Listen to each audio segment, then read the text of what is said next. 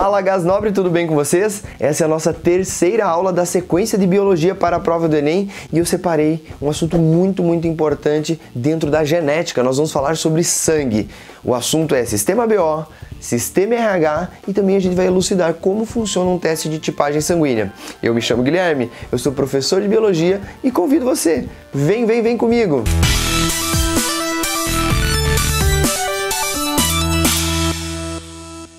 Bom, galera, então a gente vai entender primeiro o sistema BO para depois compreender o sistema RH, mas antes a gente chegar no assunto da genética em si, eu queria só lembrar uma coisa para vocês. A primeira transfusão sanguínea ocorreu em 1818, tá? Foi um médico lá naquela época que estava preocupado com processos hemorrágicos em mulheres depois do parto. Então ele tentou uma transfusão sanguínea, ela foi bem sucedida e depois disso a gente começou a tentar transfusões várias vezes, em vários processos cirúrgicos ainda muito rudimentares no início do século XIX. O que acontecia era o seguinte, algumas transfusões davam certo e outras, por um motivo obscuro, não davam certo. Parecia que existia uma incompatibilidade entre os sangues. E em função da investigação dessa problemática, é que a gente chegou na descoberta do sistema BO. Foi o primeiro sistema sanguíneo que a gente descobriu. Hoje existem mais de 20 tipos diferentes de sistemas sanguíneos e o mais importante até hoje, o sistema BO, e também temos o sistema RH. O que acontece? A gente percebeu, pessoal,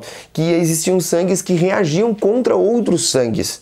No momento que existia um processo de transfusão, um tipo sanguíneo poderia ser identificado como um sangue estranho. Isso acontece por quê, professor? É isso que a gente vai tentar entender.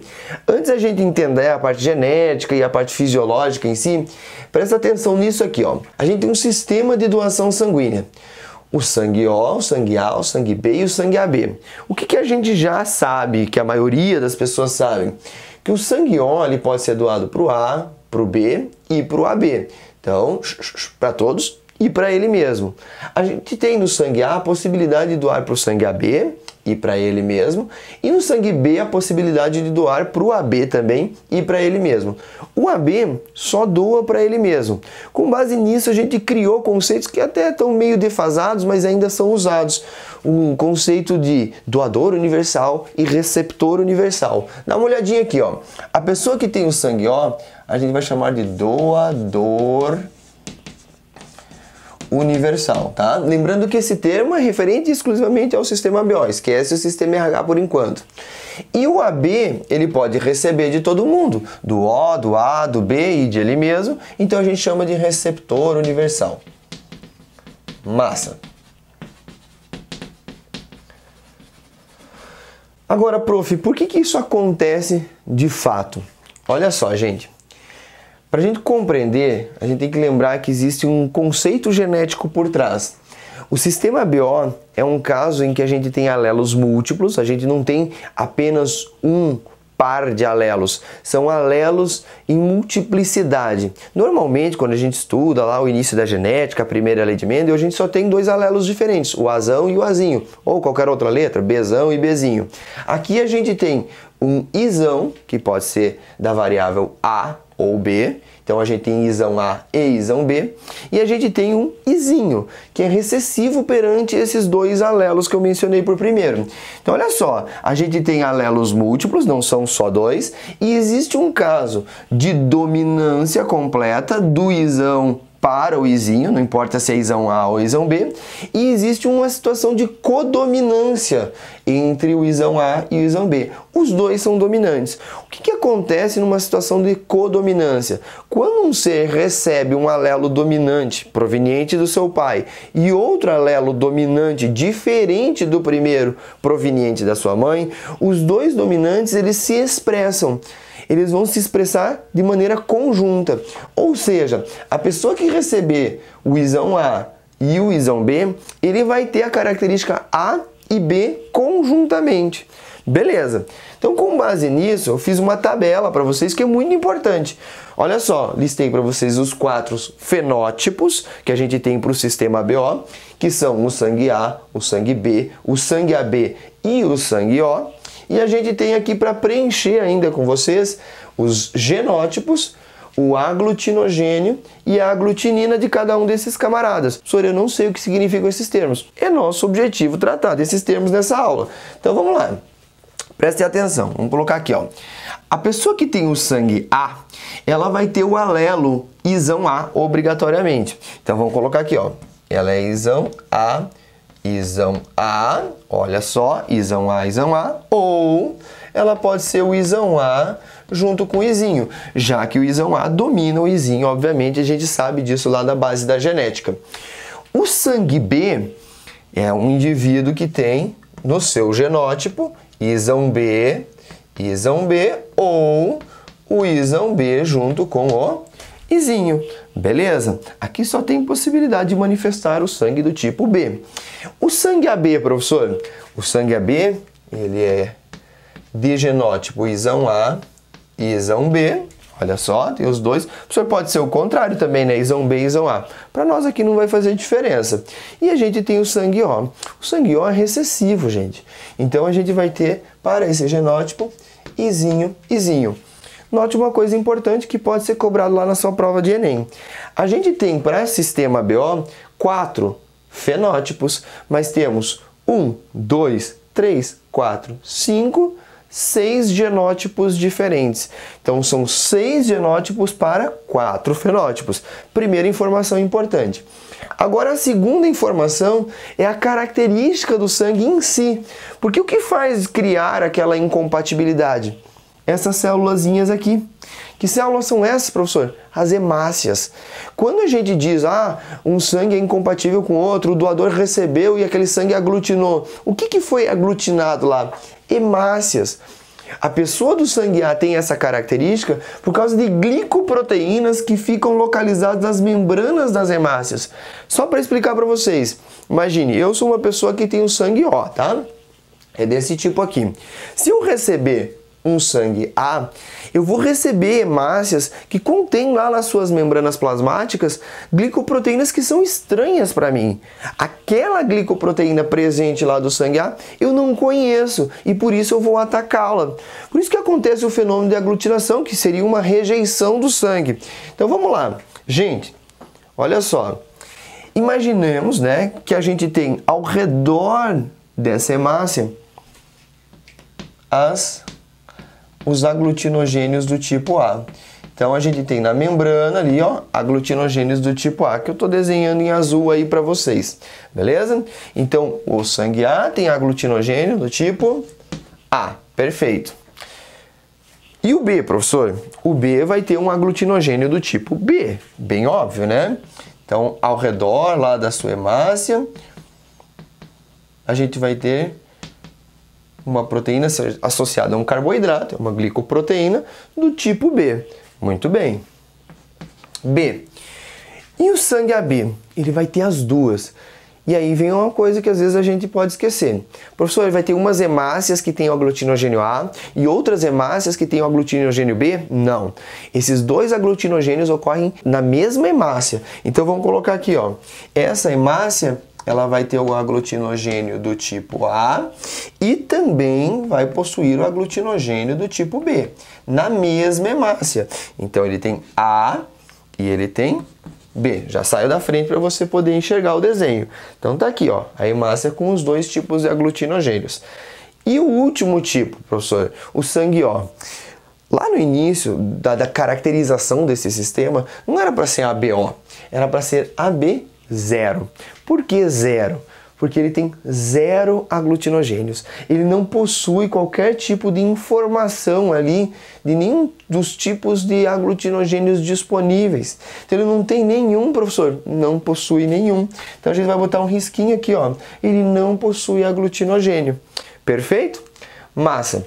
Agora, olha só, vamos para o outro termo aqui, que é a aglutinina. O que seria uma aglutinina? É uma substância que está presente no plasma sanguíneo das pessoas. Ela não está na hemácia, ela está no plasma. Professor, o que é o plasma mesmo? É a parte líquida do seu sangue, beleza. A parte líquida do seu sangue, cerca aí de 50% do seu sangue, na verdade um pouco mais que isso, 55% do seu sangue, é uma porção líquida. Esse líquido, pessoal, tem um monte de proteínas, ele também vai carregar nutrientes, ele vai carregar sais, ele pode carregar ureia, que vai lá chegar ao rim e ser mandado embora, mas, entre outras coisas, ele possui aglutininas. E o que são isso? Substâncias que atacam sangue estranho. E aí a gente tem que voltar no nosso sisteminha do início. Dá uma olhada na pessoa que tem o sangue A. De quem que é que o camarada com sangue A não pode receber sangue? Ele não pode receber sangue, professor, não pode receber do B. Óbvio, tá aqui, ó. O camarada tipo A não recebe de B. Professor, ele também não pode receber do AB. Ele não pode receber do AB porque o AB possui um aglutinogênio tipo B. Então, o camarada que for sangue A, ele vai possuir uma aglutinina, coloca aí, anti-B. Beleza? Ele vai ser averso ao sangue B e, consequentemente, ao sangue AB também, né? O camarada que tem o sangue B, ele vai ser anti-A. Massa. E o AB, prof? Ele é anti quem? Se você ver, o AB, ele recebe de B, ele recebe de A. Ele não pode ser anti-A, porque senão ele seria anti ele mesmo. Concorda comigo? Ele não pode ser anti-B, porque seria anti ele mesmo. Isso não é possível. Então, o camarada com sangue AB não é anti ninguém. E o O, como o O não recebe nem de A nem de B, a gente diz que ele tem a aglutinina anti-A e anti-B ao mesmo tempo. Anti-A e anti-B. Ótimo. Agora vamos dar uma complicadinha nesses termos, tá? Primeiro, é muito fácil de um aluno, um candidato, um vestibulando, ele confundir o termo aglutinogênio e aglutinina. O que eu quero que você lembre? O termo aglutinina associa com aglutinar. A aglutinina aglutina o sangue estranho. A aglutinina vai atacar, vai aglutinar o sangue estranho. Então, a aglutinina aglutina aquilo que não é referente ao corpo dela. Muito bem. As aglutininas, elas nada mais são do que anticorpos. Então, puxa uma flechinha aí, ó. Anticorpo. Beleza? E esse termo aglutinogênio, gene é formar, né? O que ele vai formar, professor? Ele vai formar aglutininas. Se eu pegar um sangue A e colocar numa pessoa que tem sangue B, aquele sangue estranho vai fazer com que aquela pessoa produza anticorpos. Ela produza aglutininas. Ele é um agente formador da aglutinina. Dá para sacar de onde vem esse termo? Agora eu pergunto para vocês, lá nas aulas de imunologia, quem é que o anticorpo ataca? Ah, professor, eu não lembro.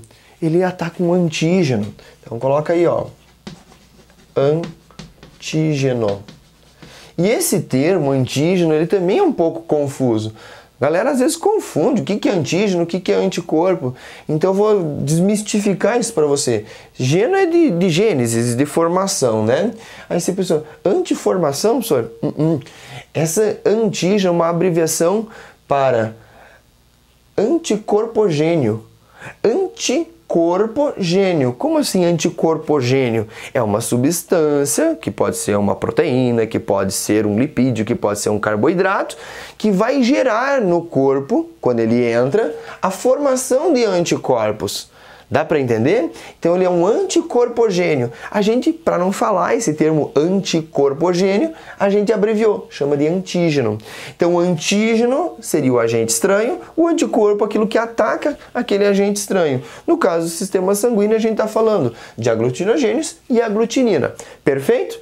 Entendeu isso aqui? Só não esquece, aglutinogênio presente nas hemácias e a aglutinina presente no plasma sanguíneo dessas pessoas. Agora, beleza, vamos passar para o sistema RH.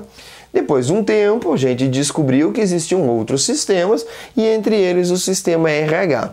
Sistema RH é aquele famoso, positivo ou negativo. Ah, professor, você é O positivo ou O negativo? Eu sou O positivo. O que isso significa? Na minha hemácia, pessoal, eu tenho também, além da característica dela, que é o fato de ela não possuir nenhum aglutinogênio, eu vou ter também um RH positivo, eu vou ter uma proteína codificante do fator RH.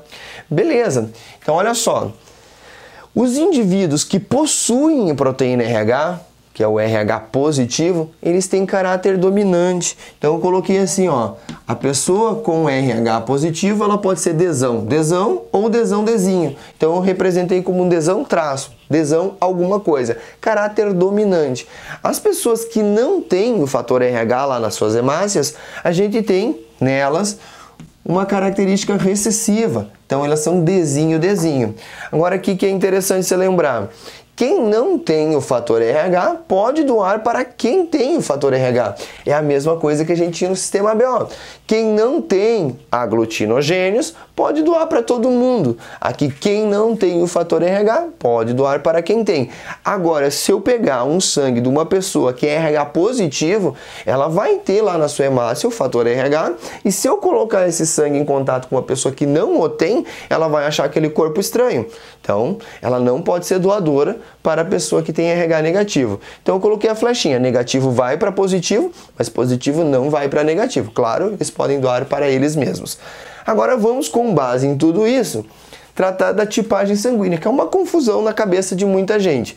Olha só, eu coloquei aqui para vocês 4 lâminas com sangue. Do paciente 1, do paciente 2, do paciente 3, do paciente 4. Cada um desses pacientes furou lá o seu dedinho e colocou uma gota de sangue, perdão, 3 gotas de sangue em cada uma das lâminas. Então o paciente 1 botou 3 gotinhas, o paciente 2 também, o 3 e o 4 da mesma forma. E o que a gente faz para descobrir a tipagem sanguínea dessas pessoas? A gente vai pegar soros, tá? Esses anti-A, anti-B, anti-RH, nada mais são do que soros. E o que é um soro, prof? Soro é um líquido que contém anticorpos. Então aqui eu tenho um soro com anticorpo anti-A, aqui anti-B e aqui anti-RH. E aí eu vou pingar esses soros no sangue desses cidadãos aqui. O que vai acontecer? Preste atenção. Eu desenhei aqui num código, não ficou muito real isso aqui, mas acho que dá para vocês entenderem. Eu desenhei 2 situações do sangue. Ele assim, lisinho, e ele todo cheio de pontinhos. O que significam esses pontinhos? Eles significam aglutinação de hemácias. Então eu pinguei lá e a gente tem uma aglutinação de hemácias. As hemácias aglutinaram. Como se fosse quando a gente doa o sangue para uma pessoa que é incompatível com o teu sangue. O sangue vai lá para aquela pessoa, ela vai receber aquele sangue estranho, ela vai aglutinar. Beleza.